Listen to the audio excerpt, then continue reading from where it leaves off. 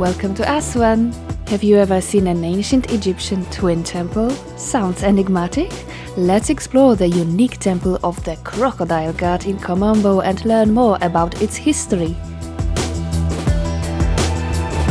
Let's go!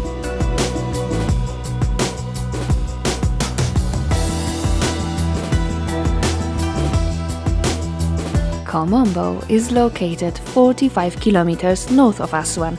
Although inhabited at least since the pre-dynastic period, the City of Gold, as the ancient Egyptians called it, rose to prominence not until millennia later, during the Ptolemaic era, and retained its status through the Roman times.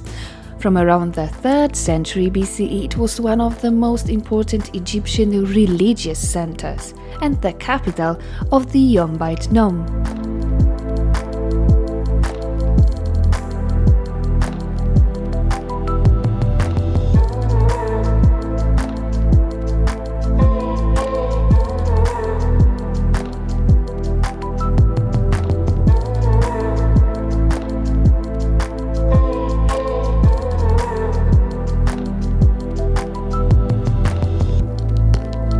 The Temple of Kom Ombo is located on the eastern bank of the Nile. Its construction was begun by Ptolemy VI Philometor and lasted for almost 150 years, 180 BCE to 47 BCE. But if we include later Roman additions like reliefs of Marcus Aurelius, Commodus and Macrinus, who ruled at the beginning of the 3rd century CE, the time of construction will extend to about 400 years.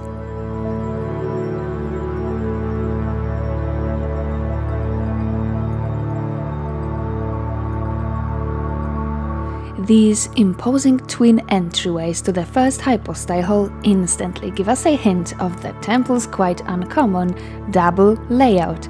If we were to draw a line through the very center of the temple, right between the gateways, we would get two perfectly equal parts, the right eastern side dedicated to Sobek and the left western part to Horus the Elder, Hathor in Greek. This architectural feature is believed to have been a Greek influence, as the Ptolemaic dynasty not only brought stability and prosperity to Egypt, but also contributed to exchange of both cultures and beliefs. During the reign of Ptolemies, 305 to 30 BCE, many new temples were erected and many older ones were renovated. And this temple was built on the remains of a much older shrine known as Sobek, the House of Sobek. There have been recovered blocks from the 20th century BCE with the name of the Middle Kingdom pharaoh Senusret, 12th dynasty, as well as stone pieces with the names of the New Kingdom pharaohs like Ramesses the Great, Hatshepsut, Amenhotep I, and Thutmose III. This beautiful relief behind me depicts Thoth and Horus pouring consecration water over Ptolemy XII, who commissioned construction of the first hypostyle hall we're now entering.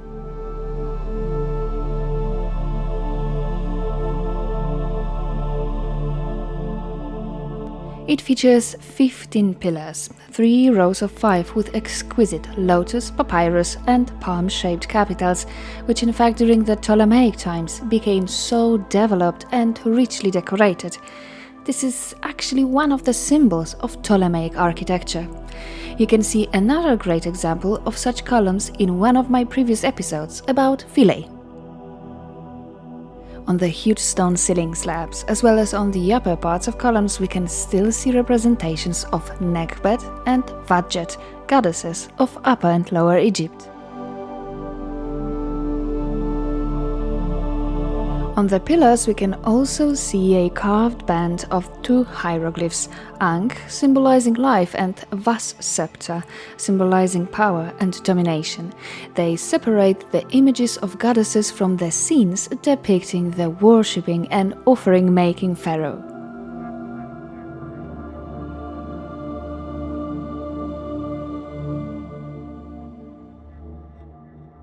One of the gods which the temple is consecrated to is Horus the Elder.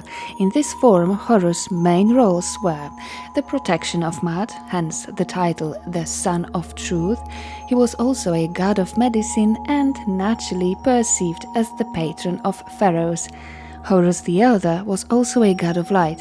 His right eye was the sun and the left one was the moon. A beautiful panel in bas-relief depicting the father of the famous Cleopatra, Ptolemy XII, accompanied by the gods. Among them, Horus the Elder wearing pschent and Horus the Younger with a crown of Lower Egypt.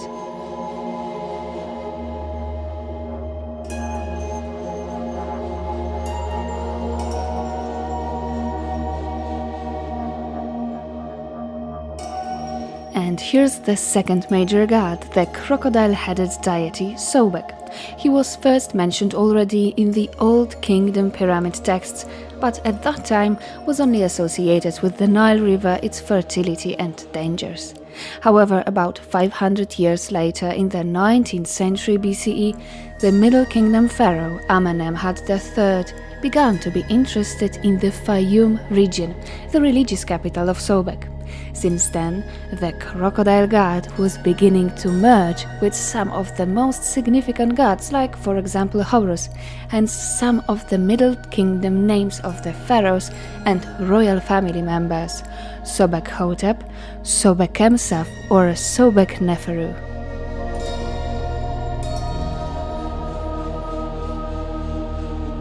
Eventually, the crocodile god took over the attributes of the sun god Ra and Osiris, becoming a solar and Nile divinity, fearful god of war, as well as the deity of the local Kom Ombo necropolis, the place known as Khedbek, which means the one who knows the flood.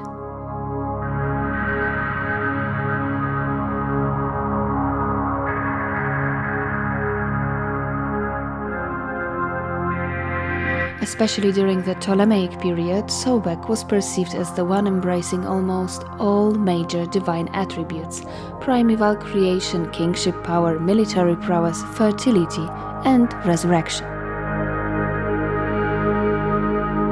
Here in the temple, one of Sobek's epithets reads, Sobek of numerous manifestations.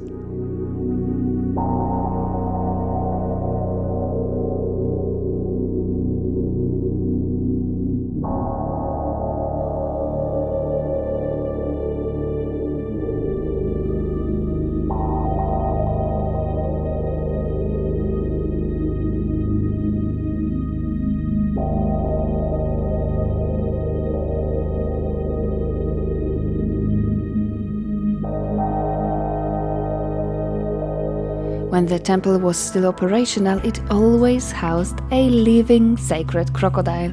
Born in the birthhouse, he received a crown and spent his life as Sobek Geb in the temple, to be mummified after death and become the before-mentioned Lord of the Khedbek, a god of the local necropolis. Hence, so many crocodile mummies have been found and are today on a display in the Kom Ombo Museum.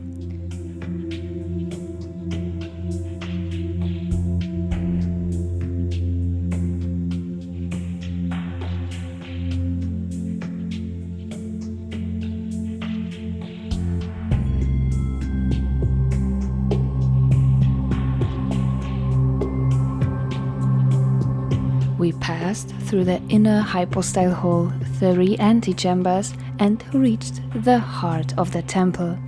2 separate identical sanctuaries, each featuring a large black granite pedestal. During the temple's heyday, they have supported the divine bark of the god with its sacred statue inside. The space around the sanctuaries was initially surrounded by many smaller rooms, chambers and tunnels, some hidden underground. The majority of them were probably serving as storages for ritual equipment.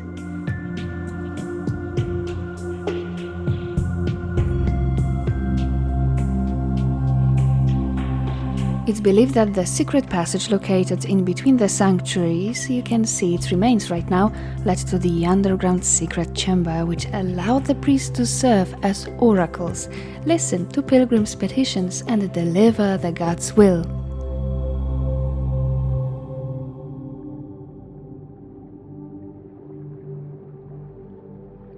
The north side of the temple enclosure. Today only a few buried steps once probably served as a small artificial pond housing newborn crocodiles. Apart from the basin, there are remains of the Coptic building, a small 3rd century Sobek chapel built by Caracalla, a lonesome column, as well as 2 connected Roman wells. All these structures are enclosed on the west by the remains of the Roman gate.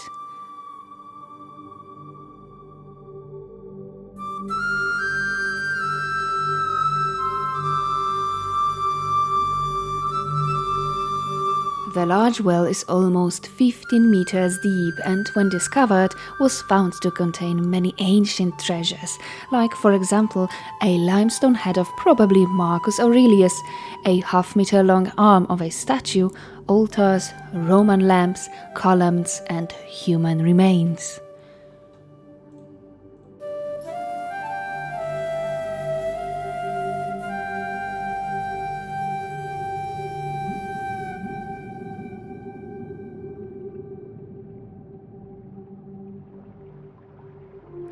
There's still no unequivocal evidence as to why Sobek and Horus the Elder were chosen by Ptolemies.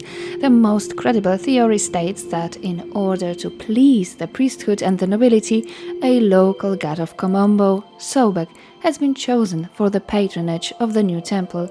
By the way, in ancient times, the crocodiles gathered exactly at the bottom of this hill.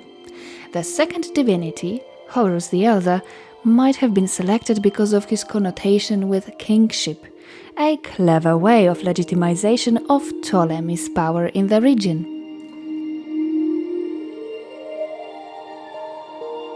A small descent located just right next to the Mamisi leads to a tunnel opening above the Nile, but it's naturally blocked and closed. In fact, the Temple of Kom Ombo is quite famous for its many hidden chambers, halls, and passageways. According to the scholars, the surface below us still hides many secrets.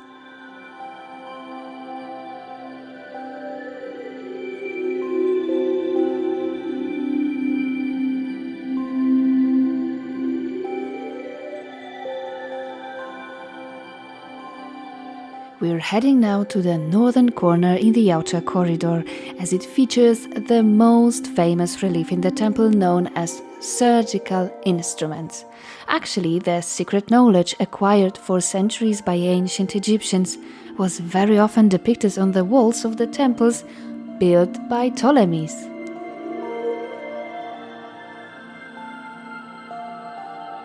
The scene depicts a kneeling king in front of the enthroned god, who's probably Horus, as it's his part of the temple.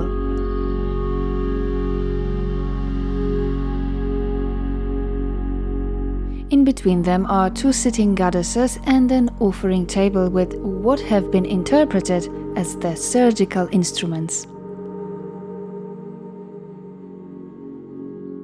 According to some, we can see here knives, a drill, a saw, forceps or pincers, and shears.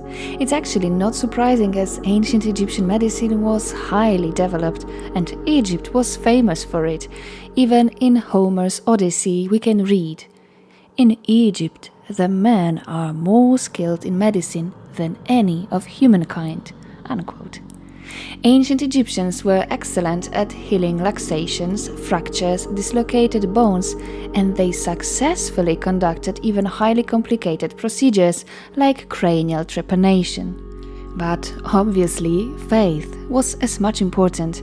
The opposite wall displays a tiny rectangular recess featuring ears on its both sides. That's where pilgrims told gods about their medical issues, hoping to get healed.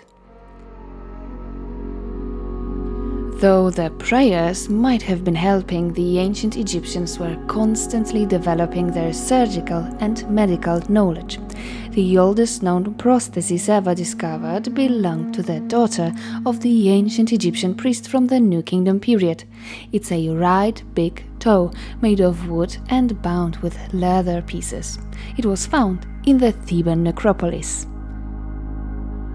Moreover, there's an ancient papyrus dating back to the Old Kingdom, so it's more than 4,000 years old, ascribed by some to Imhotep, which includes more than 40 medical cases describing injuries and their treatment. For example, a dislocated jaw. Quote, "Should put your thumbs upon the ends of the two rami of the mandible in the inside of his mouth, and your two claws, the other fingers, under his chin, and you should cause them to fall back so that they rest in their place." Unquote.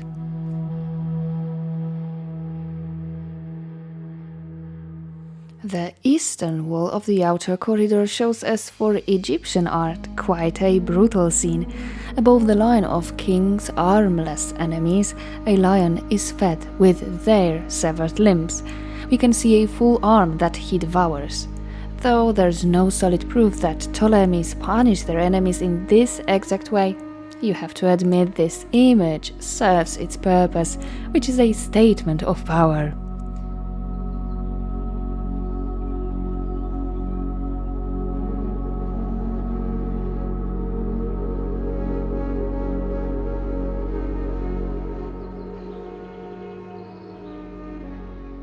In the southeastern corner of the temple's precinct, there's an open-air exhibition of stone sarcophagi from the Greco-Roman period.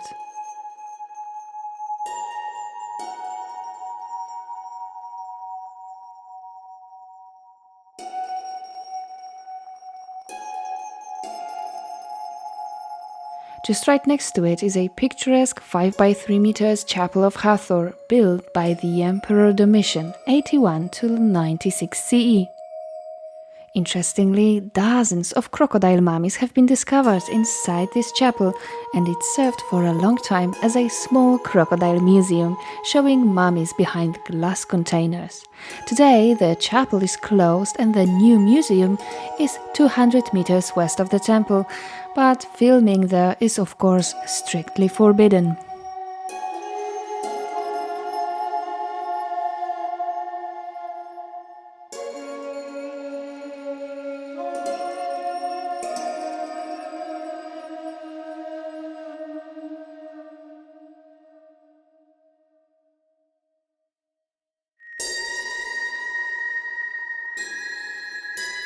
You have certainly noticed that the temple's walls feature many more gods than Sobek and Horus the Elder. According to the local theology of Kom Ombo, they're heads of their own divine triads. Sobek's consort is Hathor and their son is Khonsu, god of the moon. Horus the Elder is accompanied by Tassenet-Nefert, the good and beautiful sister, one of Hathor's manifestations, and their son is called Paneptavi, the lord of the two lands. Now you can see the triad of Sobek.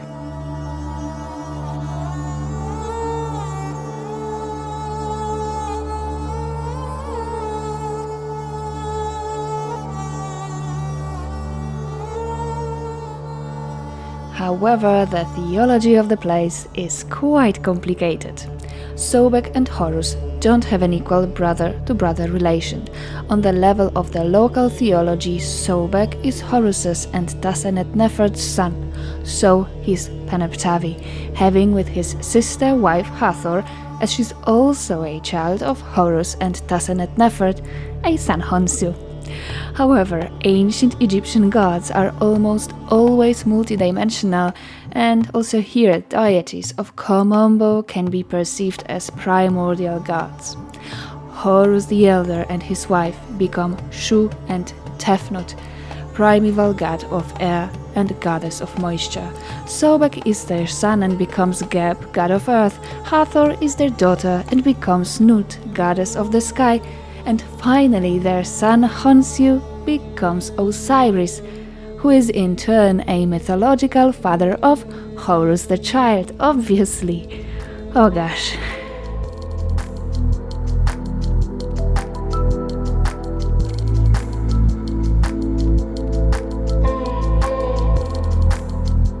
Today there are no more living crocodiles in the area. Since the construction of the Aswan Higham, all of them moved to the south of the embankment. For centuries the Nile River itself wasn't kind to the temple, taking its parts underwater, like part of this mud brick enclosure wall, and eroding the forecourt. Nevertheless, many new discoveries are still being made, the most recent one in March this year. Dozens of conical silos dating back to the 21st century BCE were uncovered, and the temple still impresses thousands of visitors.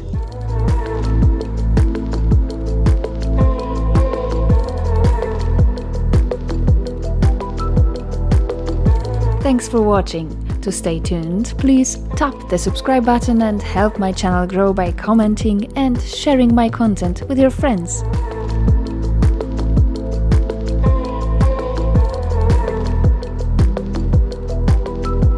Perhaps you're more interested in ancient Greece or ancient Turkey? If so, check out my playlists, I link them below in the description. And see you on another ancient site!